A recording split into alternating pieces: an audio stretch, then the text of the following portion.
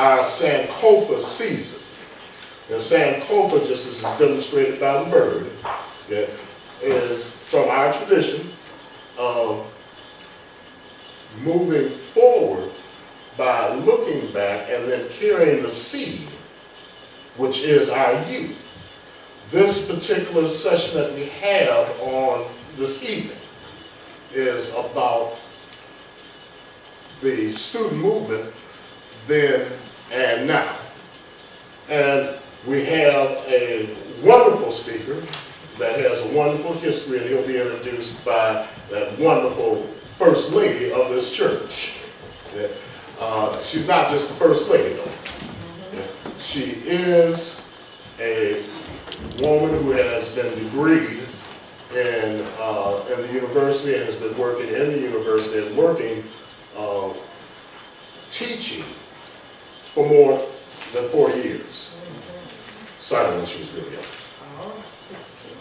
But also, when there was students at Wayne State University wanted to move the program down there from the Center of Black Studies to a Department of Black Studies, which would be a degree program, she was the advisor to those students.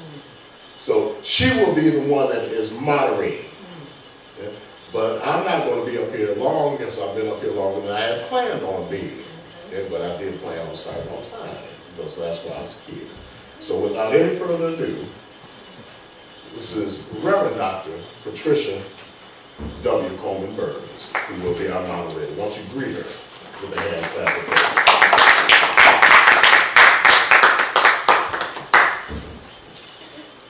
And the same way that we are talking back and forth is the way in which we're going to get something out of this. We really believe that you need to be engaged and have your minds tuned and ready to go. The theme for Sankofa comes out of Joshua 4. And if you remember, the children of Israel, God gave them the promised land. And they were scared of themselves. They said, we look like grasshoppers in our own eyes. And therefore, they didn't go into the promised land. And God said, okay, you're going to travel around this 19 miles for 40 years until all that rebelled against me are dead. And Caleb and Joshua, who believed, will lead the people, not even Moses, into the promised land. And so 40 years later, you go read it for yourself, Joshua 4. 40 years later, they're now ready to go into the promised land. And as they get ready, they've crossed over on dry land one more time. And God tells Joshua to tell the leaders, that's y'all, pick a stone out of the middle of the Jordan, take that stone and make an altar to God on the other side of the Jordan. And years later, now here's the point, when your children say to you, what mean these stones? You tell the children the stories of how we got over. Thus mean these stones. And so when I was saying to Pastor Burns, as we were working on Sankofa, one of the stones is the monument in D.C. Martin Luther King, that's one of those stones that you got to tell the children what mean these stones. There are many stones, museums in Muskegon, many stones that we must tell our children the story. All the stones don't have to be rocks. They can be embodied in people. And so Pastor chose this young man, Mr. James McFadden, to be a living stone, a living story, a living monument that when our children say to us, what mean these stones? that we will tell the story of how we made it over and give them hope like the seed for the future. Mr. James McFadden is the founding member of the Student Nonviolent Coordinating Committee. That's SNCC. If you listen on TV every once in a while, you hear some folk stumble over SNCC and call all of the struggles and the movements we've been involved in as something less than. Isn't that what they always do with us? Everything we've been involved in ain't worth nothing. Make sure your children know what mean these stones. SNCC was, he was a sit-in leader at the Montgomery County Courthouse. That's one of the original sit-ins. Mr. McFadden is a graduate of Alabama State after 50 suspensions by the governor. Pastor mentioned that in 1989, we experienced the same thing at Wayne State. And many of the students, and Pastor and I were there 11 straight days as our students took over Wayne State University dorm, shut down the university, wanted to mess over our kids, and afterwards, to penalize them, they were denied, many of them, their degrees. So I understand what it takes and what the system, the powers that will do to come back and sit you down for doing what you were told to do. He engaged in graduate studies from Westchester State University of Pennsylvania. He is the founder of the United Community Men's Breakfast, the vice president of the executive board of the Northwest District Congress of Christian Education. I told him we're having our Congress of Christian Education here in Lansing in July, so all of you are welcome to come back to that. He is the director of programs for youth development. He is a teacher and an administrator for Philadelphia Board of Education. He is a leader in the Operation Crossroads Africa in Ghana and Nigeria.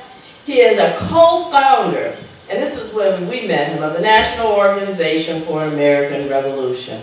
And he is an active member of Phi Beta Sigma Fraternity Incorporated. On a personal level, I have served on committees and in an organization with this young man.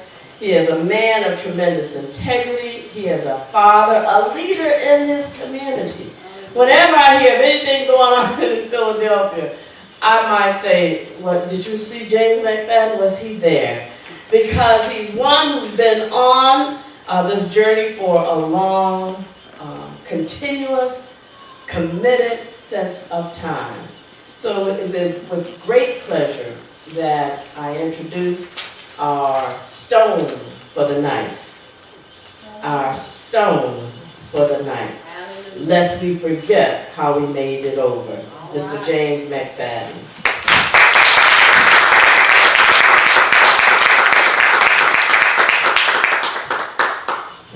Thank you so much, First Lady, Sister Pat, for that very special introduction. This is a very, very special day for me. I could not be more honored if I was in Washington, D.C. with President Barack Obama. Being here surrounded by all of you, but particularly surrounded by 4 people that are very, very important to me. And as we get started, I just want to first of all thank Pat, thank Pastor John for the invitation, and thanks St. Matthew's for just making this event possible. But as I get ready to proceed, I really would like to just acknowledge 2 other people and then say something about the pastor and the First Lady. But I would ask Dr. James Jackson from Muskegon, Michigan to stand, just so that everybody can see.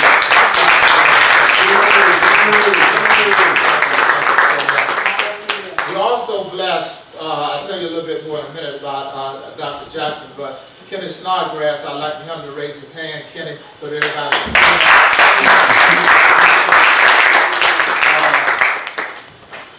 And Pastor Burns and Sister Coleman Burns, our First Lady. For us, it's really like family, and for me, one of the things that we've been talking a lot about here today at St. Matthew's is Jesus and how he impacts and influences your life and changes your life.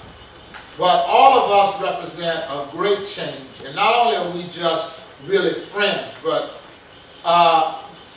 one of the things that I think about, and I think about different things that happen with Jesus. And a lot of times, a lot of people around Jerusalem didn't think a lot about him.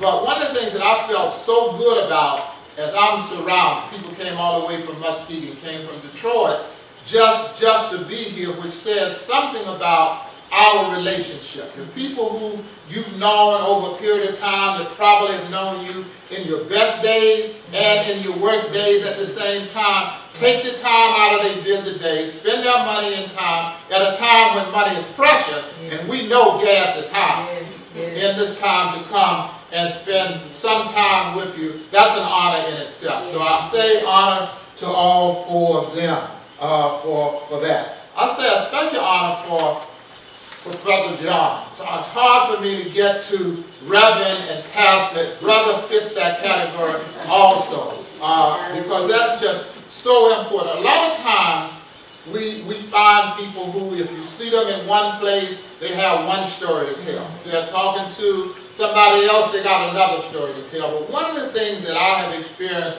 in the many, many years that we have known each other, since back in the very late 70s and all throughout the 80s and 90s and right on through, that regardless to the occasion of the situation, the message is the same and the person is the same. Never change. And that's an honor and that's a blessing too in itself. So one of the things that happened, and we have a way of testing. Those of you who were in Sunday school this morning, when Jesus first started out on his earthly mission, it was first things first, to build that support system, to build that organization that would help you, that would support you, that would protect you, that would criticize you along the way. So it's really important to have that. And we know that those of you who participated in Sunday school and participated this morning know that the story that we were following was about a wedding. And Jesus began his early practice. And it wasn't until he actually started doing some things that people could really see, other than being that little boy running around Jerusalem and getting lost at different places, but having different messages. It wasn't until he started doing things that people really began to understand and respect and believe in him. Sometimes that belief wasn't for just a short while, but nevertheless, it was a belief. So we feel that way, at least I feel that way, that as you begin to do things along this road, people believe in you, and they see the consistency that you put forward and participate with you. Therefore, they come to share every moment, because these moments are important. I also would like to just think about the church and how honored I am that St. Matthew's thought it important that I represent one of the stones in this modern day history that we tell our stories. That's not important. That's not taking place in a lot of churches. And one of the things that happen, we tend to say that the church is all, whatever we want to say about the church, and we paint it with a very broad brush. But it's important to accept good work that is taking place. Our history and how we need to become whole human beings is what St. Matthew's represent, and why they can have a Sankofa type program to be able to show actually what St. Matthew's is doing in this community, and that's important too. So I feel so honored and so excited with all of the things that I said, and I just thank Sister Pat for really saying those things that are important about me. In order to get us to think this afternoon, I want to just share a short African proverb with you that really hopefully you will begin to think about this, and think about maybe if you see yourself in this story. This African proverb is about the lion and the hunter. You've heard how the animals get captured by the hunter. We read all kinds of stories about the hunters and how great they are and how they trap these animals and how they take them. And we never get a chance to hear the lion story. And unless the lions get a storyteller, somehow or another, embrace, share, pay a storyteller to tell his or her story in that lion family, the story will never be told. All right. The story will never be told. But today, not only do I want to tell the story, but I also want to bring a challenge that now is the time to answer the call. We have been living in such terrible times since 2008 that it's not even funny. I come to you 2 weeks ago at the same time we were in Selma, Alabama, remembering 47 years, which was one of the reasons that we were there, remembering what happened 47 years. You read about it, you hear Bloody Sunday, wherein young people were beaten, along with older people were beaten because they were trying to and protesting to get the right to vote. Here we are 47 years later, after all of that blood and all of those lies, that they are now suppressing the vote all across the country. And there are 37 states that have laws that they are either have already passed, but they just passed one this past Tuesday in Philadelphia, that makes it so oppressive for you to just get the vote that it's like going back to when I was young and that we were paying poll taxes in Alabama. So those laws are just that vicious. Coming to share that, that was a really marvelous occasion, coming to you off of that, because it began to bring things together. I don't know how many of you watch some of the news on a regular basis, but you hear so many things. And I heard something on Wednesday that I have not been able to sleep sound since I heard it, because I didn't believe that in this day and age that it would be put out publicly and people would be selling it and listening to it. It goes like this. Some of you may have heard it. Don't renege in 2012. Bumper sticker being sold all across the country. Don't renege in 2012. One of the talk shows that I listened to, and one of the comedians said, just hold it for a while, you'll get it. But just keep thinking about it and see what it really means to you. There have been some vicious things. This month, March being Women's History Month, some of the most vicious things have been said publicly all across the world about women. And the sad thing about it is it's not only just black women, but it's just women. And how the disrespect that we live in. So you have some sense of where we are. So a few of the things that I will say later on that will be very, very helpful for us to understand why we must move now in order to begin to do something about this, and we'll try and lay that out. A little bit about myself that I think is really important, and my story, how this river that I have been flowing in since 1956, actively since 1956. But I want to start before the 1956, because that's really important in my life and one of the driving forces that really motivated me. If you look at the map of the United States, and particularly Alabama, a lot of people they say, where are you really from? And I say, I'm from Thomasville, Alabama. That's where I was born. And I start by saying Thomasville, Alabama is 60 miles south of Selma.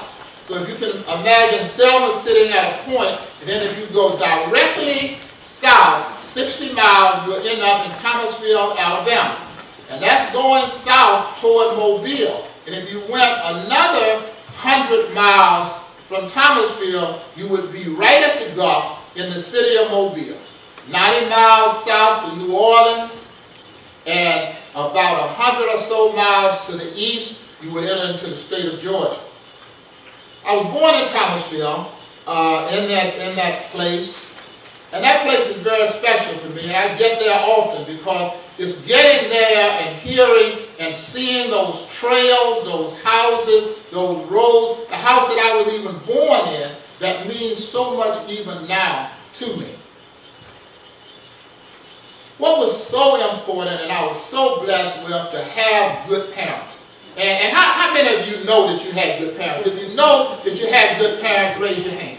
And I know that because that just looking at you and seeing, knowing that you had good parents, that was one of the reasons why it was ordained that you be here today. That it was already set that you would be here today, primarily because you had good parents who instilled certain values. And let's just think about this, and we won't go into detail, but just think, as you think about those good parents, they were together for long periods of time. And I say that very proudly because last Sunday in United Baptist Church, that I also represent, honored, it was Family and Friends Day. And they decided the way that they would celebrate that Family and Friends Day by celebrating marriage.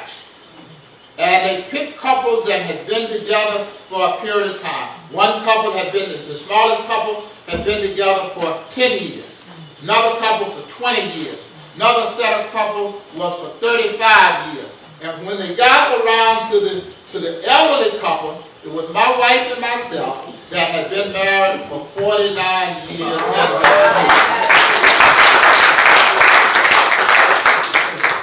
Now, I tell that story because that's important.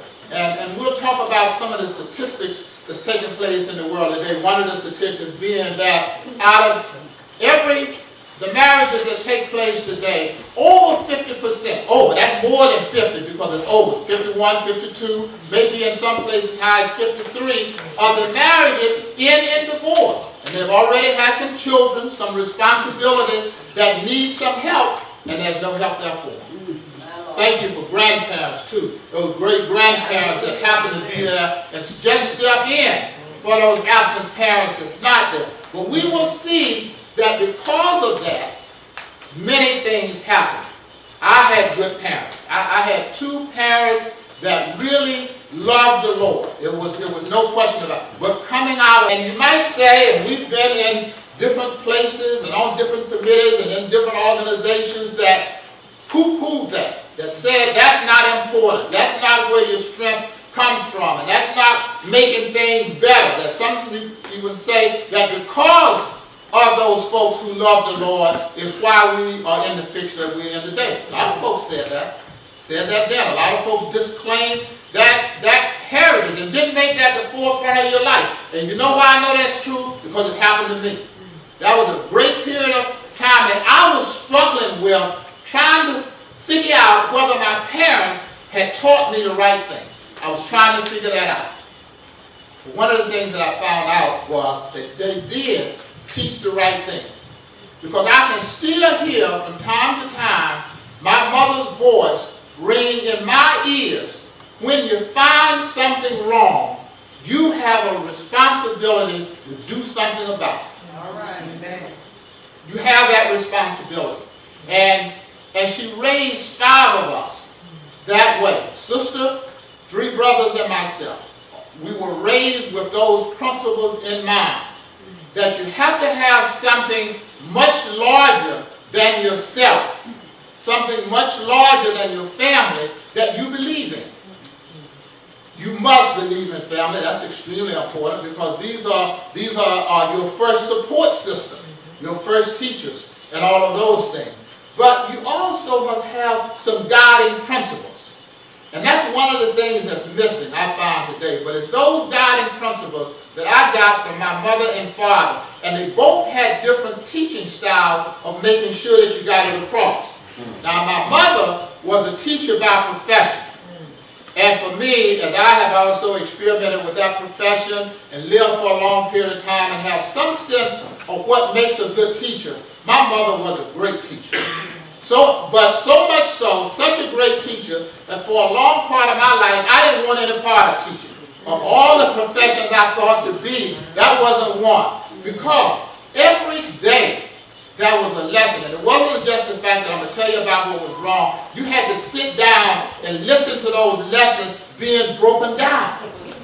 And sometimes I could have been the teacher, because I heard those lessons so many times. I knew them verbatim. I knew what was going to happen, but I had to sit there and listen for them. You know, it's something about repetition that helps you.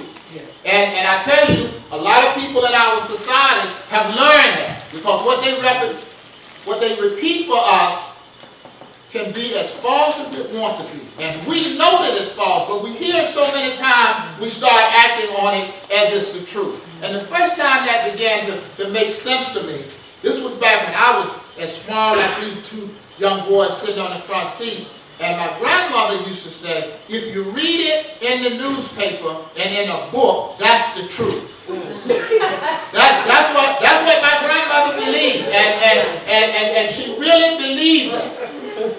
And it was only later in life that I realized that those books was written by someone, and they would write them the way they wanted it. Because it was in a book and in the newspaper, didn't make it true. And then I started seeing that in reality for myself. Like when I was in Selma 2 weeks ago, the major media said it was hundreds of people at that demonstration and that participated in that march. And I'm here to tell you that it was thousands of people. And I'm not talking about 2, 3, 4, 5,000. It was thousands of people who had gathered there to express their outrage.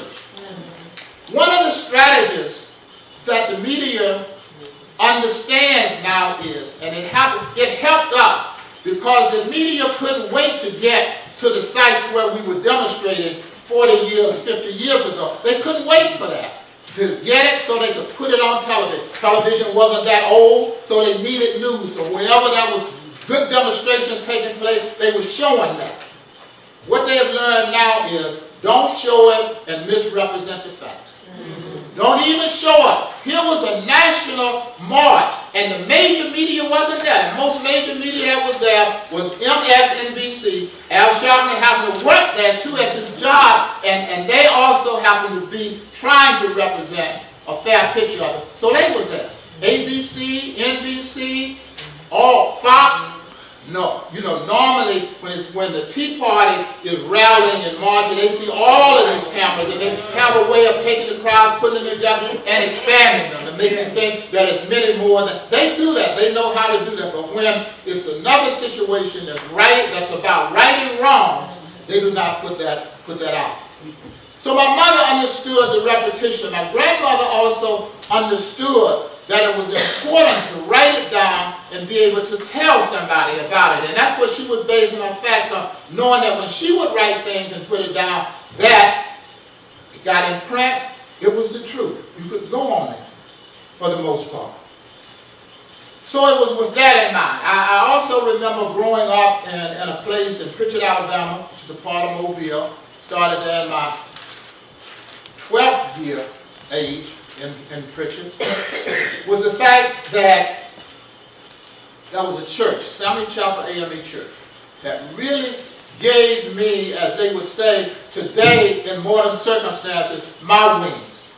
The opportunity to express yourself. And I say to all of us, it's really important that we help our children with that. I recall my first major speech. I couldn't have been any more than 5 years old. We had some little children around here, 4 or 5 years old. And it represented the season that's coming up. It was Easter. And I had worked on my speech. I had worked on it. My mother had worked on it. I had learned that speech so well, I just knew that speech. And that Sunday afternoon, around the same time, I got up on the stage and looked out at the 100 or so people that were sitting out there in the audience, and I couldn't think of nothing to say. I just stood there and turned. One of the things that was important, and that was very supportive, my mother came up and said, after that failure, she said, "Son, you really look nice." and that was helpful. That was really helpful. She learned that you had to encourage these children. You got to encourage them even when they are not at the point of doing so well. You got to find something good to say about them. And she said that, and I thought about it. But I believe that it was that day that began to change things for me. That said, if you get up, you ought to have had enough experience to be able, even if you forget your speech, you ought to be able to go on your teaching and have a message. You ought to be able to go on your teachings from whence you came and have something to say. And I don't think it's always been said very well, but I can assure you, I have not been in that situation before when I couldn't think of nothing to say. I was able to think of something to say that was able to move me on. But it was through that encouragement. And my mother ensured all of us a lot of things. And I could go down and just tell you about a lot of things that I learned from her. And one of the things that we might not think is very important about how important it is to pray out loud. And my mother would be praying and I would laugh. I would be in the next room. The room was closer together because I thought something was wrong because she made it sound as if she was talking to a person right there in that room later. And when she was talking to him, she was specifically saying to him, she would say, Lord, I want you to watch that boy James. He needs a lot of help. You know, and she would go on, and it wouldn't be that she would be in there just praying. She would be praying to God, and also I think to me. I didn't know it at that particular time, but it was very specific. And I get back to some of those specific things that my mother and father would always say, and was very, very helpful. I want to fast forward for really a few years. I want to say one other thing about Seminary Chapel. And it probably happens here at St. Matthew, how important it is to have programs that young people can participate in that help them grow and develop. They might not ever really think or get excited about coming, but it's important to have those programs. One of the things that I remember that we had a gentleman in our church that cared a lot about young people. And back in those days, a lot of the African American youth didn't get a chance to be a Boy Scout.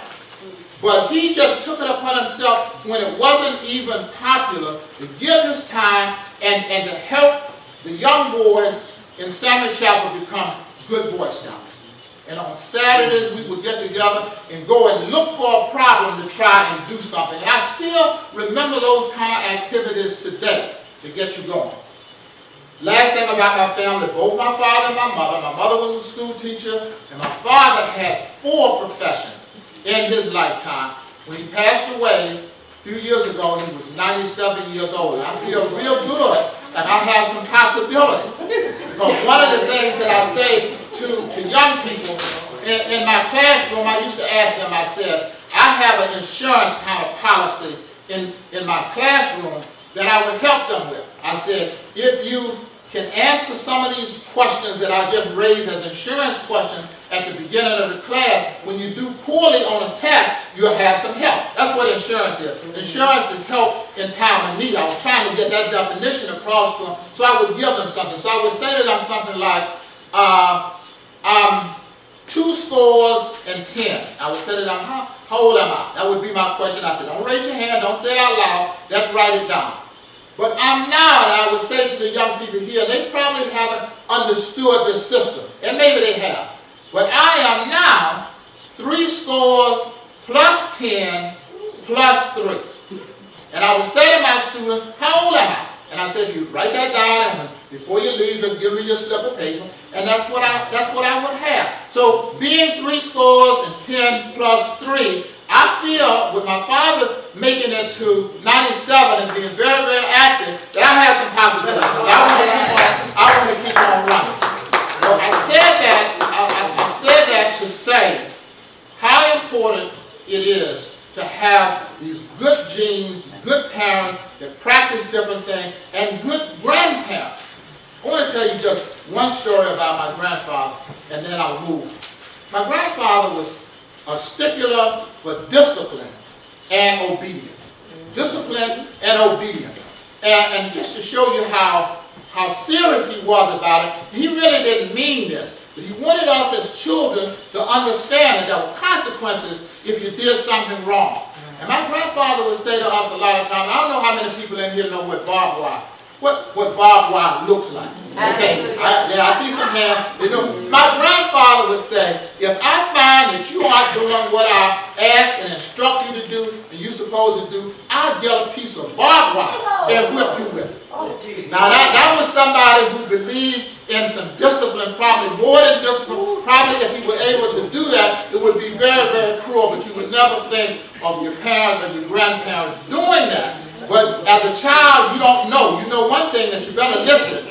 And you also better make sure that you never do anything to embarrass the family. Now that created a kind of relationship that made it possible to produce good human beings who would have the audacity to follow what you are saying, what you ask them, what you teach, and what you find processes to help them with.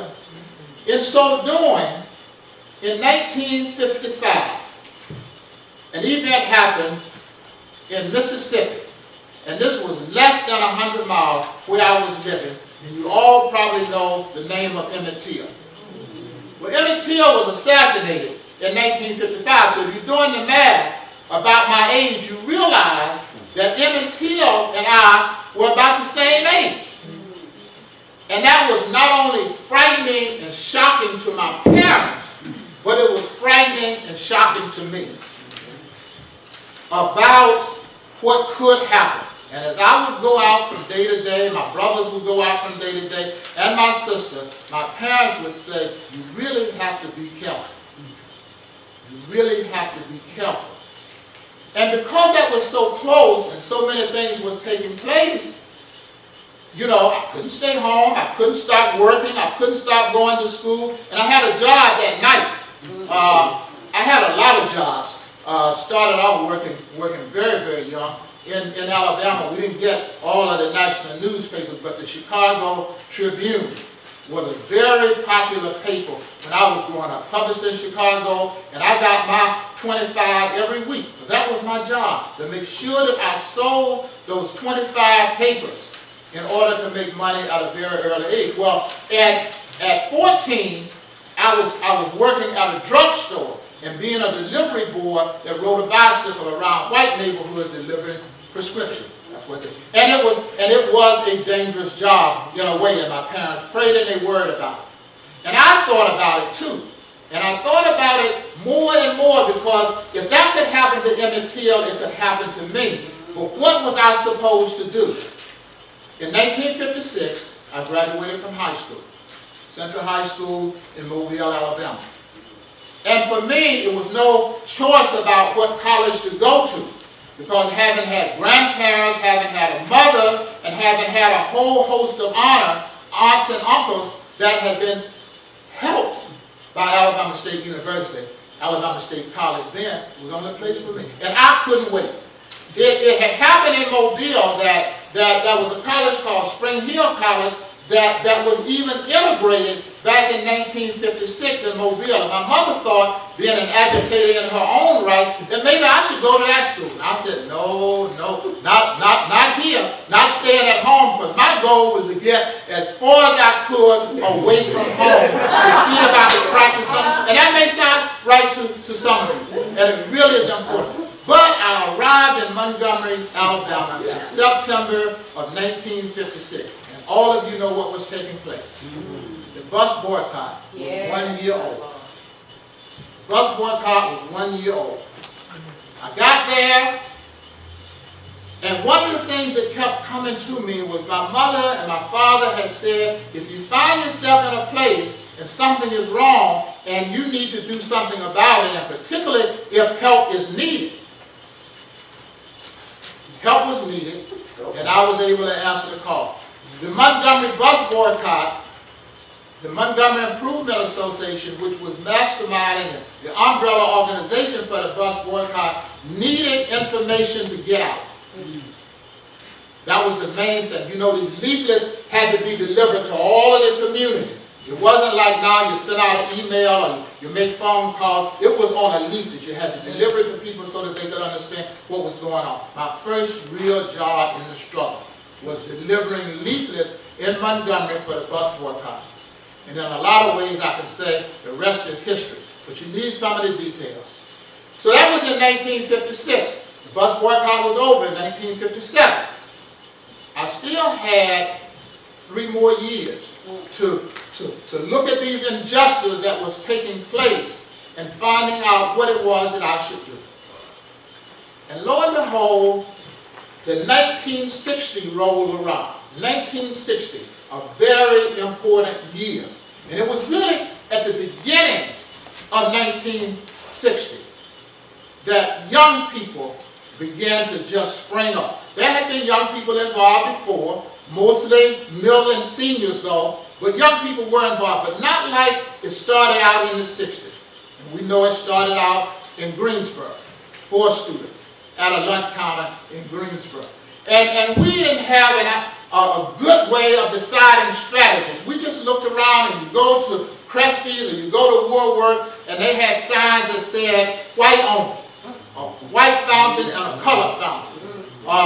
No blacks allowed, all over the place. I mean, they was everywhere. They didn't try to hide them, they didn't try to cover them up or anything. That was just the way it was. So the students in Greensboro decided that they were going to go to the popular places, Kresge's and Woolworth. Those were the department stores downtown. All of our people had to go there because if you needed those goods and had enough to get some of them, that's where you would go. Had nice lunch counters, and then you could go in and see the white kids just enjoying themselves, climbing up and down on the stoop, and having fun like young people should, learning how to eat out, learning how to grow and develop. Our children, we couldn't even go. You know, I recall back even before I graduated from high school on one of those downtown shopping trips and asking my mother, why couldn't I have some of that white water? And she tried and tried to explain, but I never forgot it because I knew that sooner or later I was going to get some. No doubt in my mind. Sooner or later I was going to get some. So they picked those kind of lunch counters, and then they start saying things about that's private business, and people in America ought to have any kind of business they want instead of any kind of things that they want to. So then it was Tennessee. Tennessee said, we don't care, we're going to. Students at Tennessee State, they decided that they would go. One of those same kind of lunch counters. And we, students at Alabama State, had some time to think about it. So we were very smart students at Alabama State back in those days. So we would say, okay, private property. What about state property? That's what we thought about. What about state property? Or if they take our taxes like they take everybody else. They don't want to give us the same. So let's go to a state place where all of our taxes. And it turned out that it was very important. Same thing happened to us. It happened to the other students. They arrested us. They locked up the place so that nobody could get there the next day and things like that. And then because it was so critical and things were so vicious in the state of Alabama, the governor said that we had been following these students around ever since they started. We didn't know much of anything, but one of the things that we did know was we had pictures. Because they had these helicopters that they could fly around, and we didn't know then that they were taking pictures. So we were running out of these meetings with our briefcases and things, really looking at for it. We only had one suit at that particular time, so we had to wear it, and you had somebody that was your same size, you could switch up. But we wanted to really look important. In doing so, we were able to find out that the same, it didn't make any difference. It could be state property with your taxes, it could be private, but it had to be. And we were going to go. And if you read the connected stories, you know what happened. And that was February 25th, 1960. And from February 1st through March, there were hundreds of sit-ins throughout the South of hundreds of students. And in April, we decided, what should happen? What should we do? We had gotten good support.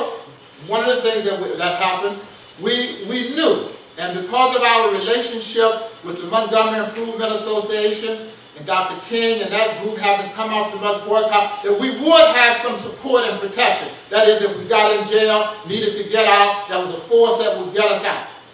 That was a protective force for us. That was people that would take us in. And, you know, we got put out of our dormitories or out of our homes where we were living. People would provide places for us in their homes. And these were factors that were extremely important. And as a result of those 2 months of activities, February and March, we decided in April, through the Montgomery Improvement Association and the Southern Christian Leadership Conference, which was Dr. King's organization, that made it possible for all students and student leaders that had participated in sit-ins to have a weekend conference at Shaw University in Raleigh, North Carolina. And it was at that conference with sit-in students from all across the South that came together, shared our experiences, and raised the question, will we continue to answer the call, and where do we go from here? And answering that question, we came up with the Student Nonviolent Coordinating Committee. We thought maybe we may come away with a really nice organization, but it started out with just that committee, because with all of us with different experiences and wanted to think it should be North Carolina first, or Tennessee, or maybe something that happened in Montgomery, where the name should come from. But it ended up that it was Student Nonviolent Coordinating Committee, SNCC, as it was, the acronym was known for. And that was the beginning in April of 1960. And it really was, for those of you who have Army experiences, it was like being in the Army. It was a training ground to sharpen your desires and help you to develop skills for what it was that you could do to not only change your own life, because those experiences were life-changing for us. We were never the same after those experiences, and some it turned out to be very good, others it turned out not so good.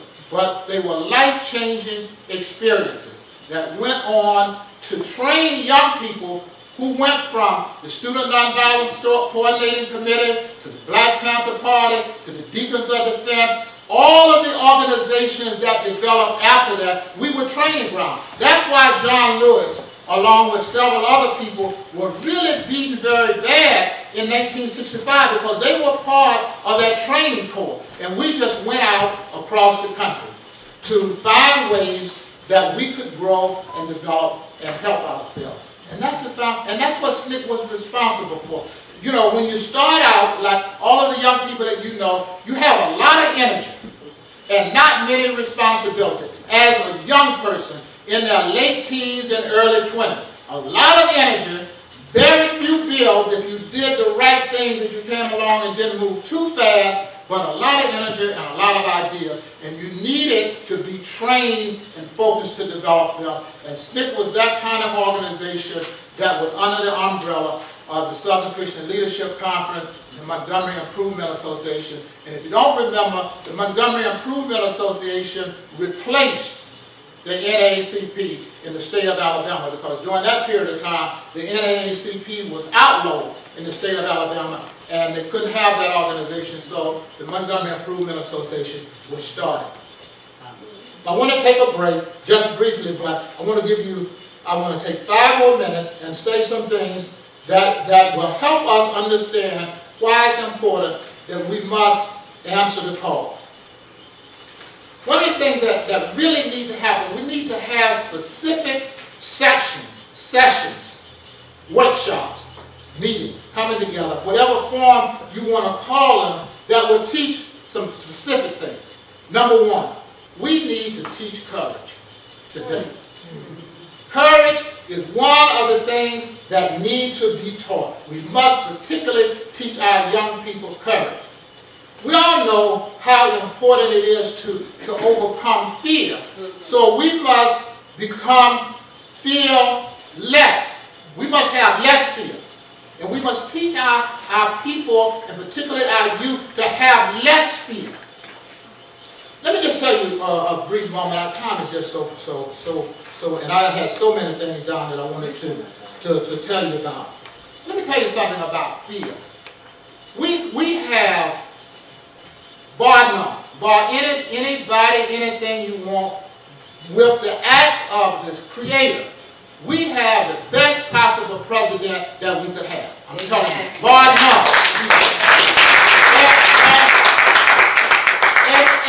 And we thought that in 2008, with all of the help that we got from across the board, from young people, black people, white people, young white people, all across this country, who embraced the idea that we had hope. And that's one of the things that I wanted to end with, that we have to teach specifically. But because of that event and all of the work that had been done, people had gotten rid of some of that fear.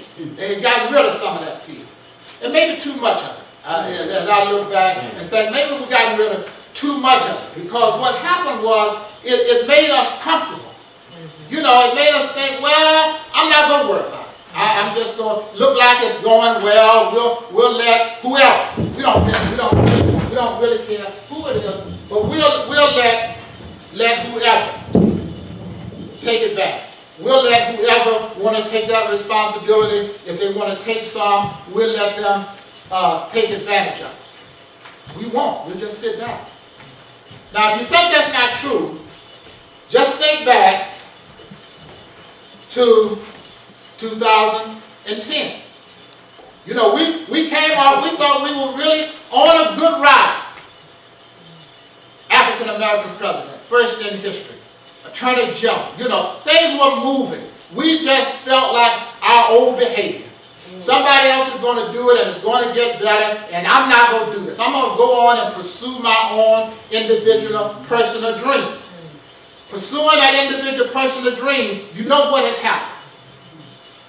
Every generation since, and they have a generation now they call it the millennium generation.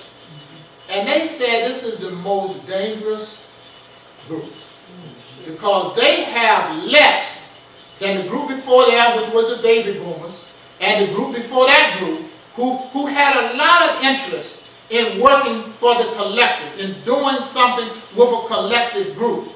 But this last group, because of that ultra technology and all of the miseducation and all the lack of education and all not telling our story, is because they now don't feel that there's any responsibility. I'm just using 2010 to show you how it happened. You take a state like the state where I come from, Pennsylvania, it was no way that the governor that we have should be the governor. If Pennsylvania is a state that flocked with the majority of the people in that state should be able to elect somebody other than a Republican.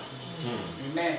And it did not happen. And you know what? As soon as the votes were counted in 2008, there was a group that went fast together for organizing, realizing numbers and collective view was very important. What did we do? We, meaning us specifically, and that larger group progressively in general, sort of got lazy. And we didn't do anything. And you must do something. That's important. So we're going to, and part of it was fear. And then one example I want to give about our very important president about fear. If you notice, just before he was elected, and all of you can identify with this because you were very close to Chicago, and anybody that knows, Jeremiah Wright is the best pastor that will help you bring together the struggle and the views of Jesus than anybody else. And I mean, that's not a quiet kept secret. Right. It wasn't a quiet kept secret. And just think what would have happened if the enemy had not silenced that force. Because as you put God's ideas together with those practical ideas and be able to tell it from a biblical perspective with those kind of things to back it up, and trust me folks, Jeremiah Wright, I have been following him for over 20 years, specifically myself. Not like the president, not sitting at his church, United Church, not there, but following him and making it there every now and then to understand that he had a great teacher. Now, we must also understand how important it is to understand our enemy and be committed to that which is right. Which is right. Being committed is that third point. You know, we must teach courage, we must have less fear, and we must have faith. We must have faith. Because there must be some guiding principles. And you might ask yourself, what is this that's taking place today? Because the focus of what I'm supposed to say is looking at where we were 50 years ago and looking at where we are now and how important it is to answer that call. Because things, you know they're not the same. Yeah. You know they're not the same. So if they're not the same, they're not better, they're worse. Yeah. Now, you might not want to understand that or say that or equate that, but I'm saying that. I'm saying to you very straightforward that they are worse today than they were 50 years ago, 50-some years ago when Emmett Till was assassinated. Worse. And if they are worse, why? Why are they worse? And I gave you some of the statistics of why they are worse. We now have less commitment. You will find, and look, you can look at your roles, your organization roles, whether they are your women's group, whether they're the usher board, whether they're the museum staff, or whatever it is. You may have a committed group for a while. And you check with them next year, you say, how's that responsibility coming into? Child, I left that. I'm not doing much anymore. Or I'm on to something altogether different. We must have something that will keep you there. I'm not saying that it has to keep you there for 49 years and 50 years, but it ought to. But it ought to keep you there longer than, what's the shortest large wedding that we had just a few months ago, over $10 million and lasted less than 90 days. Can you imagine? Less than 90 days. Big wedding. And that's not just for those movie stars, that's for our ordinary people. And you would be surprised how it's really damaging our lives. And it also makes me think about back in the early days when I knew Dr. Jackson.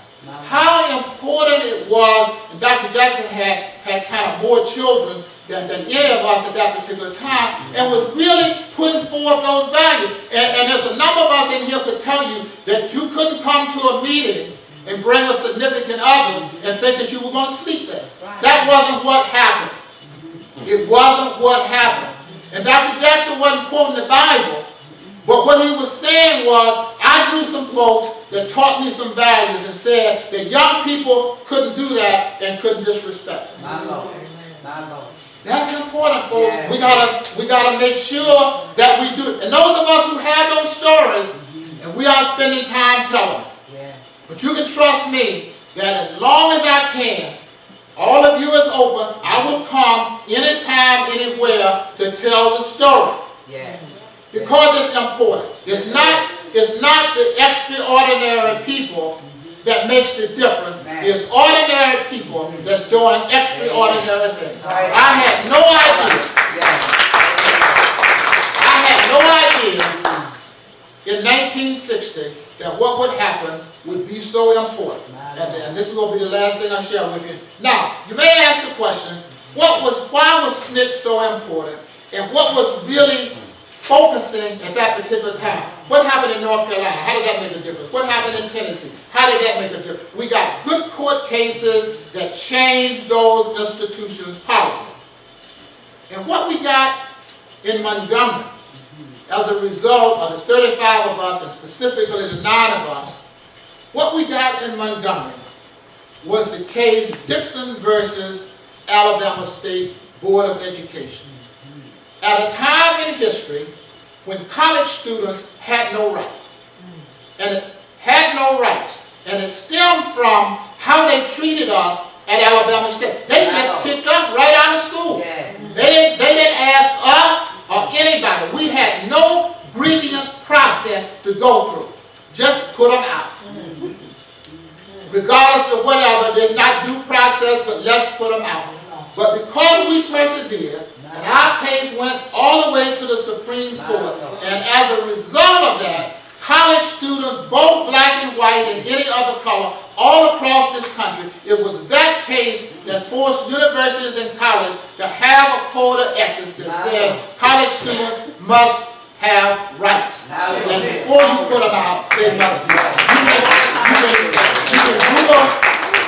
You can Google that case and see specific of what happened, and those of us who was in Montgomery, not only did we change things at Alabama State and in Montgomery, we changed things all over the country for college students. Thank you. Maybe it was a little too long, and I just get really excited because